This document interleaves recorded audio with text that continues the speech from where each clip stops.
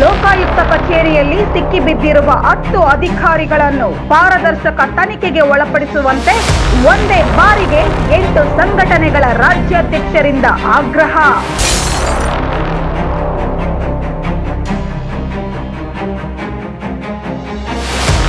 ಸಾಮಾಜಿಕ ಹೋರಾಟಗಾರ್ತಿಯಾದ ಅಮೃತಾ ಜಯರಾಮ್ ರವರ ಮುಂದಾಳತ್ವದಲ್ಲಿ ಸಿಬ್ಬಂದಿ ಮತ್ತು ಆಡಳಿತ ಸುಧಾರಣಾ ಇಲಾಖೆಯ ಕರ್ನಾಟಕ ಮುಖ್ಯ ಪ್ರಧಾನ ಕಾರ್ಯದರ್ಶಿಯವರಿಗೆ ಮನವಿ ಮಾಡಲಾಗಿದೆ.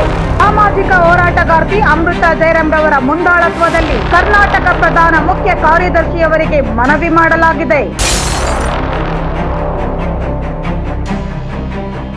ಭ್ರಷ್ಟ ಅಧಿಕಾರಿಗಳ ಪಾಲಿಗೆ ಸಿಂಹ ಸ್ವಪ್ನವಾಗಿರುವ ಲೋಕಾಯುಕ್ತದ ಈ ನಡೆ ಶ್ಲಾಘನೀಯ ಎಂದು ಸಂಘಟನೆಗಳು ಮೆಚ್ಚುಗೆ ವ್ಯಕ್ತಪಡಿಸಿದ್ದಾರೆ.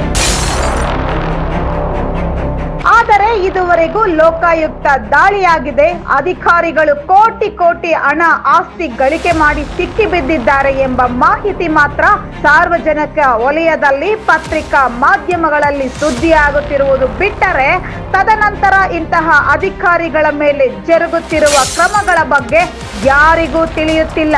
ಅವರ ಆಸ್ತಿಗಳು ಅಕ್ರಮನ ಸಕ್ರಮನ ಎಂಬ ಮಾಹಿತಿ ಸಾರ್ವಜನಿಕರಿಗೆ ತಿಳಿಯುತ್ತಿಲ್ಲ. ಭ್ರಷ್ಟ ಅಧಿಕಾರಿಗಳು ಲೂಟಿ ಹೊಡೆಯುತ್ತಿರುವುದು ಸಾರ್ವಜನಿಕರಾದ ನಮ್ಮ ಹಣ. ನಾವು ತೆರಿಗೆ ಕಂದಾಯ ಮುಂತಾದ ರೂಪಗಳಲ್ಲಿ ಸರ್ಕಾರಕ್ಕೆ ಕಟ್ಟುತ್ತಿರುವ ನಮ್ಮ ಹಣ ಇದಾಗಿದೆ ಎಂದು ಸಂಘಟನೆಗಳು ಆಕ್ರೋಶ ವ್ಯಕ್ತಪಡಿಸಿದ್ದಾರೆ. ಮುಂದಿನ ದಿನಗಳಲ್ಲಿ ಲೋಕಾಯುಕ್ತ ಬಲೆಯಲ್ಲಿ ಸಿಕ್ಕಿಬಿದ್ದಿರುವ ತನಿಖೆಗೆ ಒಳಪಟ್ಟಿರುವ ಅಧಿಕಾರಿಗಳ ವರದಿ ಸಾರ್ವಜನಿಕರಿಗೂ ಲಭ್ಯವಾಗಬೇಕು ಎಂದು ಇಂತಹ ಅಧಿಕಾರಿಗಳ ಮೇಲೆ ಕೈಗೊಳ್ಳುವ ಕಾನೂನು ಕ್ರಮ ಪ್ರತಿಯೊಬ್ಬ ಸಾರ್ವಜನಿಕನ ಗಮನಕ್ಕೆ ಬರಬೇಕು. ಲೋಕಾಯುಕ್ತ ವಲಯದಲ್ಲಿ ಸಿಕ್ಕಿಬಿದ್ದಿರುವ 10 ಜನ ಅಧಿಕಾರಿಗಳನ್ನು ತನಿಖೆ ಪೂರ್ಣಗೊಳ್ಳುವವರೆಗೂ ಅಮಾನತಿನಲ್ಲಿ ಇಟ್ಟು ತನಿಖೆ ನಡೆಸುವುದು ಸೂಕ್ತವೆಂದು ಮನವಿ ಮಾಡಿದ್ದಾರೆ. ಹಣದ ಪ್ರಭಾವ, ರಾಜಕೀಯ ಪ್ರಭಾವ ಅಥವಾ ಅಧಿಕಾರ ಪ್ರಭಾವ ಇಂತಹ ಮಾಹಿತಿಯನ್ನು ಬಿಟ್ಟುಕೊಡದಂತೆ ತಡೆಯುತ್ತಿದೆ ಎಂಬ ಅನುಮಾನಗಳನ್ನು ಸಂಘಟನೆಗಾರರು, ಹೋರಾಟಗಾರರು ವ್ಯಕ್ತಪಡಿಸಿದ್ದಾರೆ. ಲೋಕಾಯುಕ್ತ ಅಧಿಕಾರಿಗಳು ನಡೆಸಿರುವ ಈ ಸತ್ಯಶೋಧ ಸಂಪೂರ್ಣವಾಗಿ ಪಾರದರ್ಶಕತೆಯಿಂದ ಕೊನೆಗೊಂಡು ಸತ್ಯಾಸತ್ಯತೆ ಪ್ರತಿಯೊಬ್ಬ ಸಾರ್ವಜನಿಕನ ಗಮನಕ್ಕೆ ಬರುವಂತೆ, ಒಂದು ವೇಳೆ ಪಾರದರ್ಶಕತೆಯ ತನಿಖೆ ನಡೆಯದೆ ಹೋದಲ್ಲಿ ಮುಂದಿನ ದಿನಗಳಲ್ಲಿ ನಮ್ಮ ಹೋರಾಟ ಉಗ್ರ ಹೋರಾಟದ ಪ್ರತಿರೂಪ ಪಡೆದುಕೊಳ್ಳುವುದಾಗಿ ಎಚ್ಚರಿಕೆ ನೀಡಿದ್ದಾರೆ. ಇಡೀ ರಾಜ್ಯದಲ್ಲಿ ಏನು ಭ್ರಷ್ಟಾಚಾರ ಅನ್ನೋದನ್ನ ನಾವು ಕಣ್ಣಲ್ಲಿ ಕಾಣದಂತೆ ಕೂಡ ಇವತ್ತು ನೋಡ್ತಾ ಇದ್ದೀವಿ. ಇದು ಎಲ್ಲರಿಗೂ ಗೊತ್ತಿರುವಂಥ ವಿಚಾರನೇ. ಸೊ ಹೀಗಿರಬೇಕಾದ್ರೆ ಇಡೀ ರಾಜ್ಯದಲ್ಲಿ ಈ ಹಿಂದೆ ಭಾಳ ವರ್ಷಗಳಿಂದ ಲೋಕಾಯುಕ್ತ ದಾಳಿಯಾಗಿದ್ರು ಕೂಡ ಸಂಬಂಧಪಟ್ಟ ಅಧಿಕಾರಿಗಳ ಒಂದು ಅಕ್ರಮ ಆಸ್ತಿಗಳನ್ನಿರ್ಬೋದು ಅಥವಾ ಅವ್ರ ಸಂಬಂಧಪಟ್ಟ ದಾಖಲೆಗಳನ್ನಿರ್ಬೋದು ಎಲ್ಲೂ ಕೂಡ ಅದನ್ನು ಮಾಧ್ಯಮದ ಮುಖಾಂತರ ಸಮಾಜಕ್ಕೆ ಪ್ರಸಾರ ಮಾಡೋ ಮುಖಾಂತರ ಲೆಕ್ಕವನ್ನು ಕೊಡುವಂಥದ್ದು ಅವ್ರು ಸಹಜವಾಗಿ ಎಲ್ಲರೂ ಕೂಡ ಕಂಡಿದ್ದೀವಿ. ಸೊ ಹೀಗಿರಬೇಕಾದ್ರೆ ಎಲ್ಲೋ ವಿಶೇಷವಾಗಿ ಸಂಬಂಧಪಟ್ಟ ಅಧಿಕಾರಿಗಳನ್ನು ಇದುವರೆಗೂ ಅವರ ಮೇಲೆ ಶಿಸ್ತಿನ ಕ್ರಮವನ್ನು ಕೈಗೊಂಡಿರುವಂಥ ವಿಚಾರ ಎಲ್ಲೂ ಕೂಡ ನಾವು ಕಾಣದಿರುವಂಥ ಪರಿಸ್ಥಿತಿ ಕೂಡ ನಾವು ಇವತ್ತು ಇದ್ದೀವಿ ಅಂತಂದ್ಬಿಟ್ಟು ಹೇಳ್ತಾ, ಇವತ್ತು ವಿಶೇಷವಾಗಿ ಈ ಹಿಂದೆ ನಡೆತಕ್ಕಂಥ ಕರ್ನಾಟಕ ರಾಜ್ಯದಲ್ಲಿ ಇಡೀ ಅನೇಕ ನಾನಾ ಭಾಗಗಳಲ್ಲಿ ಇವತ್ತು ಲೋಕಾಯುಕ್ತ ದಾಳಿಯಾಗಿರುವಂಥದ್ದು ಇಡೀ ಜಾಹೀರಾತಾಗಿರುವಂಥ ವಿಚಾರ.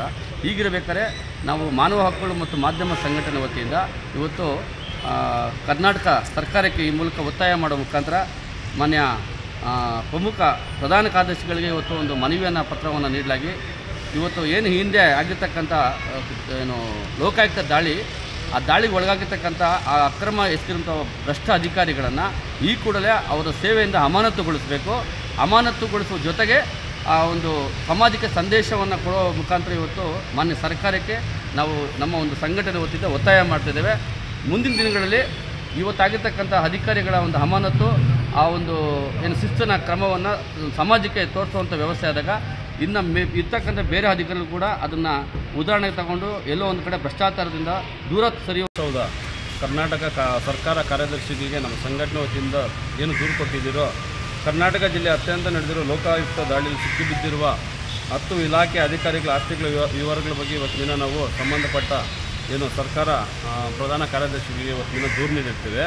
ಏನು ಸಿಕ್ಕಿಬಿದ್ದಿರುವಂಥ ಸರ್ಕಾರಿ ಅಧಿಕಾರಿಗಳು ದಾಳಿಯಲ್ಲಿ ಅವ್ರ ಬಗ್ಗೆ ಯಾವ ರೀತಿ ತನಿಖೆ ನಡೆಸ್ತಾ ಇದ್ದಾರೆ, ಯಾವ ರೀತಿ ಅವರು ಬೇಲಿನ ಎದ್ದು ಒಲಾಮೆ ಇದ್ದಂಗೆ ಇವತ್ತಿನ ದಿನ ಸರ್ಕಾರದ ಸಾರ್ವಜನಿಕರ ಪರ ಕೆಲಸ ಮಾಡಿದರೆ ಬರ್ತಾ ಇರುವಂಥ ನಮ್ಮ ಹಣನ ಲೂಟಿ ಮಾಡಿ ಅವರ ಐಷಾರಾಮಿ ಜೀವನಕ್ಕೋಸ್ಕರ ಜನರು ಪ್ರಾಣ ಹಿಂಡ್ತಾ ಇರುವಂಥ ಲೂಟಿ ಮಾಡ್ತಾರೆ. ಅವ್ರ ಬಗ್ಗೆ ಯಾವ ರೀತಿ ಕಾನೂನು ಕ್ರಮ ಜರುಗಿಸ್ತಾ ಇದ್ದಾರೆ ಅಂತ ಹೇಳ್ಬಿಟ್ಟು ಇವತ್ತಿನ ನಾವು ಗಮನ ಕೊಟ್ಟಿದ್ದೀರಿ. ಆದಷ್ಟು ಬೇಗ ಏನು ದಾಳಿಯಲ್ಲಿ ಸಿಕ್ಕಾಕೊಂಡಿರೋ ಪ್ರತಿಯೊಬ್ಬರ ಮೇಲೇನೂ ಕಾನೂನು ಕ್ರಮ ಜರುಗಿಸಿ ಅವ್ರನ್ನ ನಮ್ಮ ಏನು ಪ್ರತಿಯೊಬ್ಬ ಎಲ್ಲ ನಮ್ಮ ರಾಜ್ಯದ ಜನತೆಗೆ ಅವ್ರ ಮೇಲೆ ಏನು ಕ್ರಮ ಜರುಗಿಸಿದ್ರು ಅಂತ ಗಮನಕ್ಕೆ ನೀಡಬೇಕಂತ ಇವತ್ತಿನ ನಾವು ಏನು ಸರ್ಕಾರ ಕಾರ್ಯದರ್ಶಿಗಳಿಗೆ ನಾವು ದೂರು ನೀಡಿರ್ತೇವೆ. ಪ್ರತಿ ಬಾರಿ ನಮ್ಮ ಕರ್ನಾಟಕದಲ್ಲಿ ಏನಾಗ್ತಿದೆ ಅಂದರೆ ದಾಳಿ ಆಗ್ತಿರೋದು ಮಾತ್ರ ನಮ್ಮ ಗಮನಕ್ಕೆ ಬರ್ತಾ ಇದೆ ಹೊರತು ದಾಳಿ ಆದಮೇಲೆ ಅದಕ್ಕೆ ದಾಳಿ ಆಗಿ ಒಳಪಟ್ಟಿರೋರ ಮೇಲೆ ಏನು ಕ್ರಮ ಜರುಗಿಸ್ತಾ ಇದ್ದೀರಾ ಸರ್ಕಾರ, ಅದನ್ನು ಅಕ್ರಮನ ಇಲ್ಲ ಸಕ್ರಮನ ಅನ್ನೋದನ್ನು ನಮ್ಮ ಗಮನಕ್ಕೆ ಬರ್ದೇ ಇರೋಂಗೆ ಅದನ್ನು ಮರೆಮಾಚ್ತಾರೆ. ಅದನ್ನು ಯಾವ ರೀತಿ ಇವಾಗ ವರದಿ ಮಾಡ್ತೀರೋ ಅದೇ ರೀತಿ ಅದನ್ನು ಅವ್ರ ಮೇಲೆ ಅಕ್ರಮನ ಸಕ್ರಮ ಅಂತ ನಮ್ಮ ಗಮನಕ್ಕೆ ಕೊಡಬೇಕು, ಸಾರ್ವಜನಿಕರ ಗಮನಕ್ಕೆ ಕೊಡಬೇಕು, ಸಂಬಂಧಪಟ್ಟ ಇಲಾಖೆ ಗಮನಕ್ಕೆ ಕೊಡಬೇಕು. ಆ ರೀತಿ ಕೊಟ್ಟಿಲ್ಲ ಅಂದರೆ ಮುಂದಿನ ದಿನಗಳಲ್ಲಿ ಬರುವ ದಿನಗಳಲ್ಲಿ ಬೃಹತ್ ಮಟ್ಟದ ಒಂದು ದೊಡ್ಡ ಒಂದು ಹೋರಾಟದ ಮುಖಾಂತರ ಸರ್ಕಾರಕ್ಕೆ ಬಿಸಿ ಮುಟ್ಟಿಸ್ಬೇಕಾಗುತ್ತೆ. ಮತ್ತು ಏನು ಈ 10 ಜನ ಅಧಿಕಾರಿಗಳನ್ನ ಏನು ಈ 10 ಜನ ಒಂದು ನಿಮಿಷ ಕಟ್ ಮಾಡಿ 10 ಜನ ಈ ಭ್ರಷ್ಟ ಅಧಿಕಾರಿಗಳು ಏನು ಲೋಕಾಯುಕ್ತ ದಾಳಿಯಲ್ಲಿ ಸಿಕ್ಕಿಬಿದ್ದಿರೋರನ್ನ ಆದಷ್ಟು ಬೇಗ ತನಿಖೆಗೆ ಒಳಪಡಿಸಿ ಅವ್ರ ಮೇಲೆ ಕಾನೂನು ಕ್ರಮ ಜರುಗಿಸಬೇಕಂತ ಹೇಳ್ಬಿಟ್ಟು ಇವತ್ತಿನ ನಮ್ಮ ಭೀಮ್ ಸೇವಾ ಸಮಿತಿ ಸಂಘಟನೆ ವತಿಯಿಂದ ತಮ್ಮ ಗಮನಕ್ಕೆ ನೀಡ್ತಾ ಇದ್ದೀವಿ.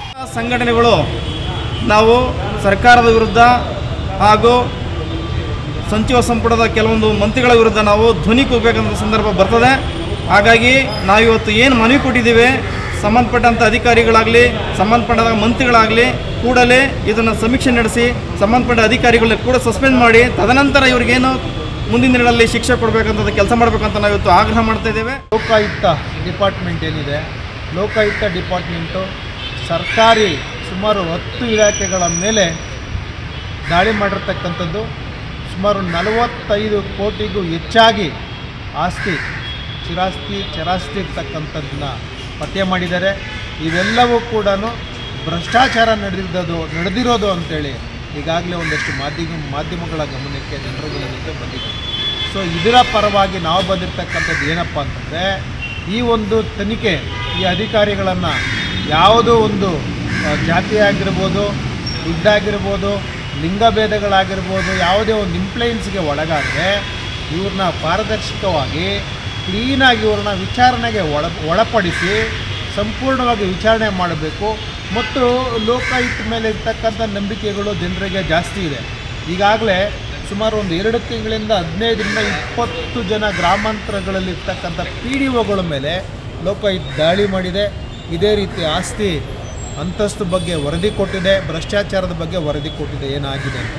ಆದರೆ ಏನು ತನಿಖೆ ಮಾಡಿದ್ದಾರೆ, ಯಾವ ರೀತಿ ಶಿಕ್ಷೆ ಆಗಿದೆ, ಯಾವ ಜೈಲಿಗೆ ಹೋಗಿದ್ದಾರೆ ಅವ್ರ ಮೇಲೆ ಯಾವ ಕ್ರಮ ಜರುಗಿಸಿದೆ ಅಂಥೇಳಿ ಜನರಿಗೆ ಇದುವರೆಗೂ ಕೂಡ ಟ್ರಾನ್ಸ್ಪರೆಂಟಾಗಿ ಕೊಡಲೇ ಇಲ್ಲ ಯಾವುದೊಂದು ಮಾಹಿತಿ.